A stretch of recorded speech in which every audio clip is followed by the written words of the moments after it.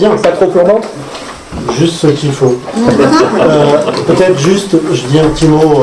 Bon, d'abord, merci d'être resté jusque-là.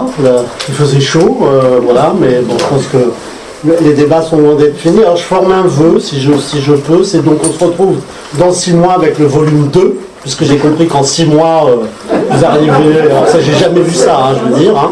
6 mois, arriver à faire un volume de combien de pages. Là-dessus, peut-être avec un titre un peu différent, du coup, puisque j'ai bien compris que sait-on du travail se pose. Voilà, il faut la poser de manière itérative, mais peut-être que peut-on faire pour le travail, du coup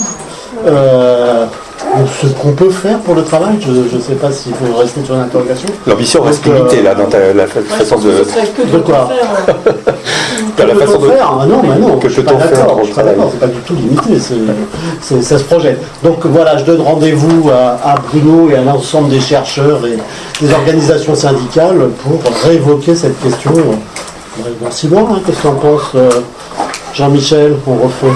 Tout à fait partant pour faire une nouvelle session. Épisode 2. Tout à fait, on a l'habitude d'ailleurs, puisqu'on a fait... On a fait ordonnance 1, ordonnance 2, on peut faire travail 1, travail 2. Voilà. Donc, en tout cas, je voudrais remercier effectivement Bruno, et puis tous les intervenants et intervenantes académiques et syndicales qui sont... qui ont participé à cette journée. Donc je crois que la richesse des interventions, des échanges ont attesté, si on en doutait, de l'apport des travaux sur le travail et illustré notamment par la publication de cet ouvrage, sous toutes ses déclinaisons, là encore, comme le montrent les différents chapitres du livre. Peut-être faudra-t-il conseiller aux conseillers des présidents de le lire, ou alors, vu la taille et le poids de l'ouvrage, de l'utiliser comme une sorte de pavé qui pourrait envoyer dans l'écran de télévision qui projette.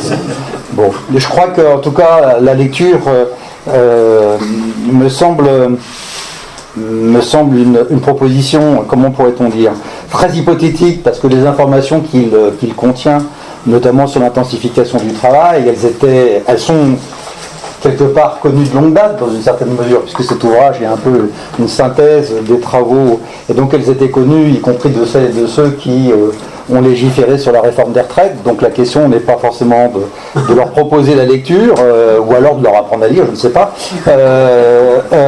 mais plutôt d'essayer de comprendre pourquoi effectivement ils ne veulent pas lire les études que l'on effectue sur le travail en général.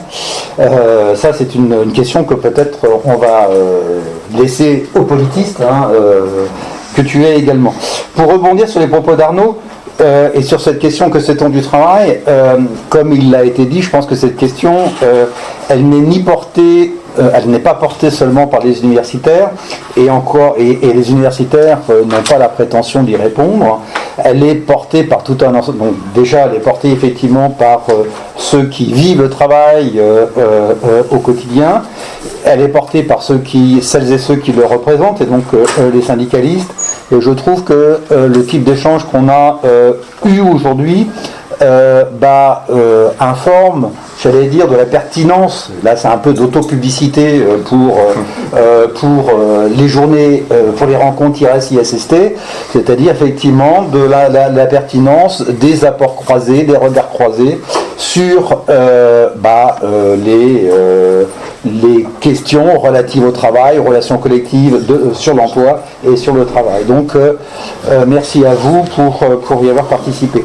Je voudrais également quand même dire un mot pour remercier l'équipe de l'ISST. L'audience d'aujourd'hui a été à ce point importante que généralement l'équipe de l'ISST déjeune avec nous pour ce mélange avec les participants. Là, on n'avait pas assez à manger pour tout le monde, donc ils se sont sacrifiés. Donc du coup, je les remercie d'autant plus.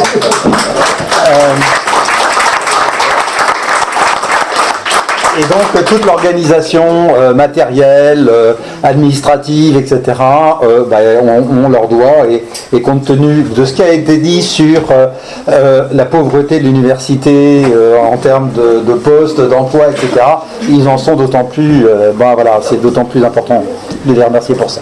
Merci à vous. Merci.